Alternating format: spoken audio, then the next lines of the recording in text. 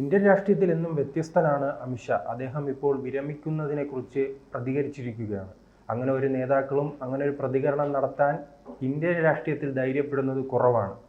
അങ്ങനെ ഇരിക്കുകയാണ് അദ്ദേഹം പറയുന്നത്, താൻ വിരമിച്ച ശേഷം വേദങ്ങളെക്കുറിച്ചും ഉപനിഷത്തുകളെക്കുറിച്ച് പഠിക്കുകയും അതോടൊപ്പം തന്നെ ഈ ജൈവ കൃഷിയുമായി ബന്ധപ്പെട്ട് ജീവിതം മുന്നോട്ട് കൊണ്ടുപോകുമെന്നും അദ്ദേഹം പറയുന്നത്. ഇതിൽ അങ്ങനെ എന്നായിരിക്കും അദ്ദേഹം വിരമിക്കുക? അദ്ദേഹം എന്ന് വിരമിക്കും എന്ന് നമുക്ക് പറയാൻ കഴിയില്ല. ഒരു പക്ഷേ നരേന്ദ്രമോദിയുടെ കാലം കഴിഞ്ഞാൽ, നരേന്ദ്രമോദി ഇന്ത്യൻ രാഷ്ട്രീയത്തിൽ നിന്ന് പിൻവാങ്ങിയാൽ അദ്ദേഹവും ഒരു പക്ഷേ ഇന്ത്യൻ രാഷ്ട്രീയത്തിൽ നിന്ന് പിൻവാങ്ങുമായിരിക്കും. നമുക്കങ്ങനെ കരുതാനാവുള്ളൂ. കാരണം ഇവർ രണ്ടുപേരും തമ്മിലുള്ള ഒരു സൗഹൃദം അത്ര ഗാഢമാണ്. നമുക്കറിയാം, പണ്ട് രാജ്ദീപ് സർദേശായിയെ പോലൊരു പത്രപ്രവർത്തകൻ പറഞ്ഞതാണ്, ഈ 1995 അഹമ്മദാബാദ് മുനിസിപ്പാലിറ്റിയിലേക്ക് നടക്കുന്ന തിരഞ്ഞെടുപ്പിൽ ഈ 90കളിലാണ് നരേന്ദ്രമോദി അമിത്ഷാ കൂട്ടുകെട്ട് ഗുജറാത്തിൽ വലിയ മാറ്റങ്ങൾ കൊണ്ടുവരാനുള്ള ഒരു രാഷ്ട്രീയ അടിത്തറയിടുന്നത്. അന്ന് ഈ അമിത്ഷായുടെ ഈ 95ലെ മുനിസിപ്പാലിറ്റി തെരഞ്ഞെടുപ്പാണ് അദ്ദേഹം ഉദ്ധരിക്കുന്നത്. അന്ന് ഓരോ തെരുവിലും, അഹമ്മദാബാദിലെ ഓരോ തെരുവിലും പോയി, അന്ന് നരേന്ദ്രമോദി BJPയുടെ ഓർഗനൈസിങ് സെക്രട്ടറി, ഒരു സാധാരണ ചുമതലയുള്ള ആളാണ്. അദ്ദേഹം RSS പ്രചാരകനാണ്.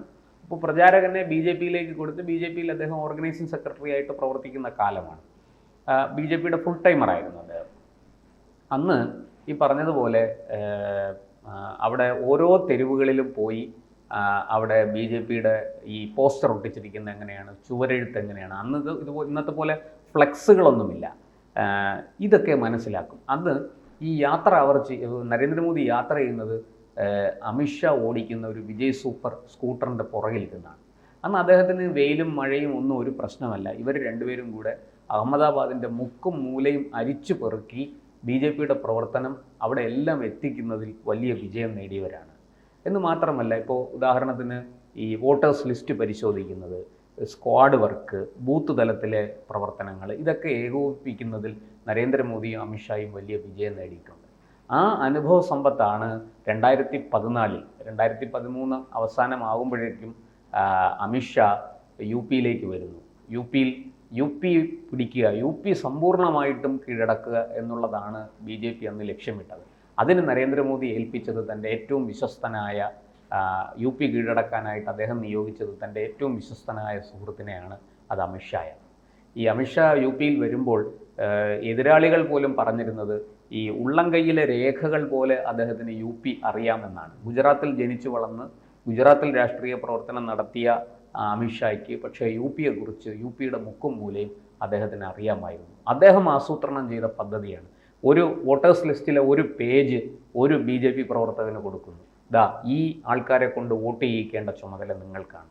അതിൽ നമുക്ക് എത്ര വോട്ട് കിട്ടും, എത്ര വോട്ട് എതിരാളികൾക്ക് കിട്ടും തുടങ്ങിയ കാര്യങ്ങളൊക്കെ അവിടെ തീരുമാനിക്കുകയാണ്. ആ വ്യക്തി വളരെ കൃത്യമായിട്ട് ആ പേജിലുള്ള വോട്ടർമാർ ആർക്ക് വോട്ട് ചെയ്തു, വളരെ കൃത്യമായിട്ടത് BJPക്ക് വോട്ട് അതിലൂടെ പിടിക്കാൻ സാധിക്കുമോ, എത്ര പേരെ കൊണ്ട് വോട്ട് ചെയ്യിക്കാൻ സാധിക്കും തുടങ്ങിയ കാര്യങ്ങളെല്ലാം വളരെ ഭംഗിയായിട്ട് നിർവഹിച്ചു. നമുക്കറിയാം, 2014 BJP അവിടെ 72 സീറ്റുമായിട്ടാണ് ജയിച്ചത്. BJPയുടെ മിന്നുന്ന പ്രകടനമായിരുന്നു. മാത്രമല്ല, വളരെ പണ്ട് തൊട്ടേ വാജ്പേയി പറയും, ഡൽഹിയിലേക്കുള്ള വഴി ലക്നൗ വഴിയാണ്, ലക്നൗവിലൂടെ വേണം ഡൽഹിയിലെത്താൻ എന്ന് അദ്ദേഹം പറയും. UP പിടിച്ചാൽ ഇന്ത്യ പിടിക്കും. ഇതാണ് അദ്ദേഹത്തിൻ്റെ തിയറി. അപ്പോൾ അത് അക്ഷരാർത്ഥത്തിൽ നരേന്ദ്രമോദിയും അമിത്ഷായും ചേർന്ന് പ്രാവർത്തികമാക്കുകയായിരുന്നു. അതിൽ ഏറ്റവും കൂടുതൽ നരേന്ദ്രമോദിയും BJPയും കടപ്പെട്ടിരിക്കുന്നത് അമിത്ഷായോടാണ്. അദ്ദേഹത്തിൻ്റെ തന്ത്രങ്ങളും ബുദ്ധിയും ഒക്കെയാണ്. അത് ഞാനിപ്പോഴും ഓർക്കുന്നു, വോട്ടെടുപ്പ് കഴിഞ്ഞ് ഫലപ്രഖ്യാപനത്തിൻ്റെ തലയ്ക്ക് തലേ ദിവസമോ ഒരു ഇൻ്റർവ്യൂ ഉണ്ടായിരുന്നു. നമ്മുടെ രാജ്ദീപ് സർദേശായി ആ ഇൻ്റർവ്യൂവിൽ ഇദ്ദേഹത്തെ അങ്ങോട്ട് അഭിനന്ദിക്കുന്നുണ്ട്. കാരണം അപ്പോഴത്തേക്കും മാധ്യമങ്ങൾക്കെല്ലാം മനസ്സിലായി BJP മിന്നുന്ന വിജയം നേടും എന്ന്. അന്ന് രാജ്ദീപ് സർദേശായി ചോദിക്കുന്നുണ്ട്, NDA എത്ര സീറ്റുകൾ നേടും, ഒരു 250 സീറ്റിലേക്ക് എത്തുമോ എന്നൊക്കെ ചോദിക്കുന്നുണ്ട്. കാരണം ആ തെരഞ്ഞെടുപ്പ് അദ്ദേഹത്തിന്റെ ജീവിതത്തിലും ഒരു പ്രധാനപ്പെട്ട സംഭവമാണ്. അതിനു മുൻപ് അദ്ദേഹത്തെ ചിത്രീകരിച്ചിരുന്നത് മറ്റൊരു രീതിയിലാണ്. ഗുജറാത്തിൽ പോലും കയറാൻ കഴിയാത്തൊരു മനുഷ്യനായി ചിത്രീകരിച്ചെങ്കിൽ ആ തെരഞ്ഞെടുപ്പിന് ശേഷം അദ്ദേഹം രാഷ്ട്രീയ ചാണക്യനായി മാറുകയായിരുന്നു. അങ്ങനെ ഈ NDA വലിയ ഭൂരിപക്ഷത്തോടുകൂടി അധികാരത്തിലെത്തിക്കാൻ അമിത്ഷായ്ക്കും നരേന്ദ്രമോദിക്കും കഴിഞ്ഞു.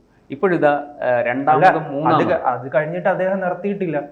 അതെ, ദേശീയ അധ്യക്ഷനായി. അല്ല, അതിനുശേഷമായിരുന്നല്ലോ BJP കടന്നു കയറാൻ കഴിയാത്ത സംസ്ഥാനങ്ങളിലേക്ക് എല്ലാം BJPയുടെ വലിയ പടയോട്ടം ഉണ്ടാവുക. ഒറ്റയ്ക്ക് പല സംസ്ഥാനങ്ങൾ പിടിച്ചെടുക്കുന്ന സാഹചര്യം ഉണ്ടായിരുന്നു. അതോടൊപ്പം തന്നെ വടക്കിഴക്കൻ സംസ്ഥാനങ്ങൾ, ഏറ്റവും പ്രധാനപ്പെട്ട നാം ഈ ഡൽഹിയോട് ചേർന്ന് കിടന്ന ഒരു പ്രദേശമുണ്ടല്ലോ, ഹരിയാന, ആ സ്ഥലത്ത് പോലും BJPക്ക് സ്വാധീനമില്ലായിരുന്നു. അതെ, BJP വിജയിച്ചത് നമ്മൾ കണ്ടു.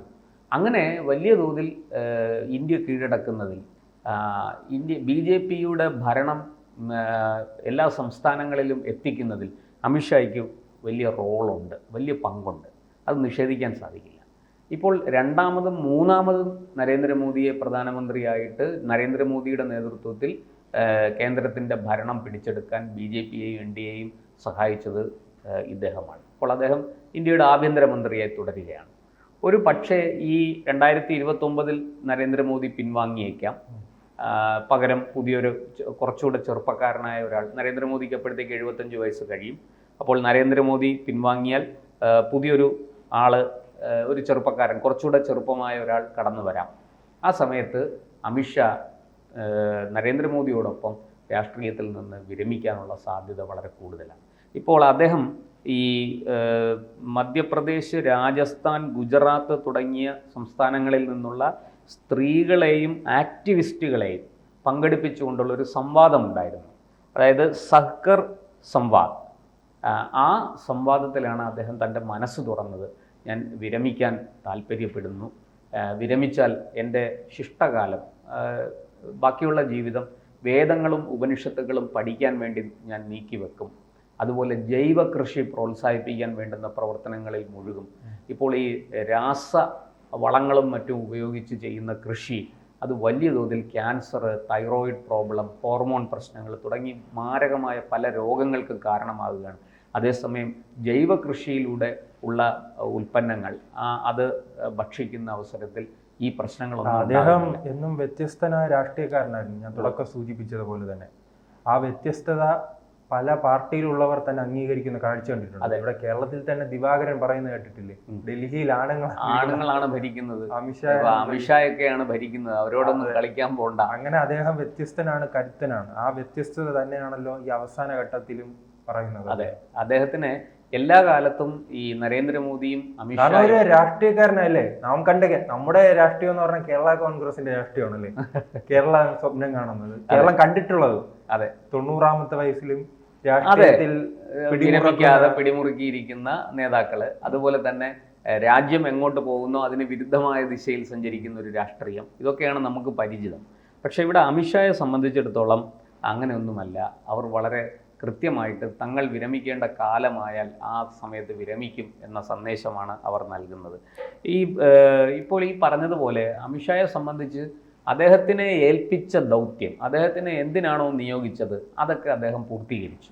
അദ്ദേഹം ദേശീയ അധ്യക്ഷനായിരുന്ന കാലത്ത് പാർട്ടിയെ ഇത്രയും വളർത്തി. ഇന്ന് ഏതാണ്ട് 14 കോടി അണികളുള്ള ഒരു പാർട്ടിയായി BJP മാറി. ലോകത്തിലെ ഏറ്റവും കൂടുതൽ അണികളുള്ള പാർട്ടിയാണ് ഇന്ന് BJP. അതിനുശേഷം അദ്ദേഹം ആഭ്യന്തരമന്ത്രിയായിട്ട് വന്നു. ആഭ്യന്തരമന്ത്രിയായിട്ട് വന്നപ്പോഴും അദ്ദേഹം പറഞ്ഞു, നക്സലിസം സമ്പൂർണ്ണമായിട്ട് ഇന്ത്യയിൽ നിന്ന് തുടച്ചു നിർത്തും. 2026 മാർച്ച് 31 മുമ്പ് നക്സലിസം ഇന്ത്യയിൽ നിന്ന് തുടച്ചു നീക്കപ്പെട്ടിരിക്കും. അമിത്ഷായുടെ ആ വാക്ക് തീർച്ചയായിട്ടും സത്യമായിട്ട് ഭവിക്കും. കാരണം അതിനുള്ള എല്ലാ പ്രവർത്തനങ്ങളും അദ്ദേഹം നടത്തി കഴിഞ്ഞു. ഇപ്പോൾ നമുക്കറിയാം, പ്രധാനപ്പെട്ട തലയ്ക്ക് വിലയിട്ട, കോടികൾ വിലയിട്ട നക്സൽ നേതാക്കളെല്ലാം ഇന്ന് വധിക്കപ്പെട്ടിരിക്കുന്നു. അതുപോലെ അനേകം പേർ ആയുധം വെച്ച് കീഴടങ്ങിയിരിക്കുന്നു. പല മേഖലകളും നക്സലിസത്തിൻ്റെ ഈറ്റില്ലമായി അറിയപ്പെട്ടിരുന്ന പല മേഖലകളും ഇന്ന് സാധാരണ ജീവിതത്തിലേക്ക് മടങ്ങി വന്നിരിക്കുന്നു. അവിടെയെല്ലാം നമ്മുടെ ട്രെയിനോ ബസ്സോ ഒക്കെ ഓടിക്കാൻ പോലും പറ്റാത്ത വണ്ണം ആ മേഖലകൾ, ആ ഗ്രാമങ്ങൾ നക്സലുകാരുടെ പിടിയിലായിരുന്നു. അതെല്ലാം മോചിപ്പിച്ച് ഇന്ന് അവിടുത്തെ ജനജീവിതം സാധാരണ നിലയിലേക്ക് മടക്കിക്കൊണ്ടുവന്നിരിക്കുന്നു. അങ്ങനെ വെല്ലുവിളികൾ ഏറ്റെടുത്ത് അതെല്ലാം പരിഹരിച്ച് വിജയിപ്പിച്ച ചരിത്രമാണ് അമിത്ഷായ്ക്കുള്ളത്.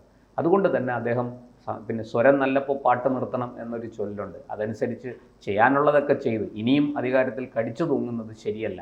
അതുകൊണ്ട് നമോഭാഗം. കൂടുതൽ വാർത്തകളും വിശേഷങ്ങളും നിങ്ങളിലേക്ക് എത്താൻ ABC മലയാളം സബ്സ്ക്രൈബ് ചെയ്യുക, ബെൽ ബട്ടണും അമർത്തുക.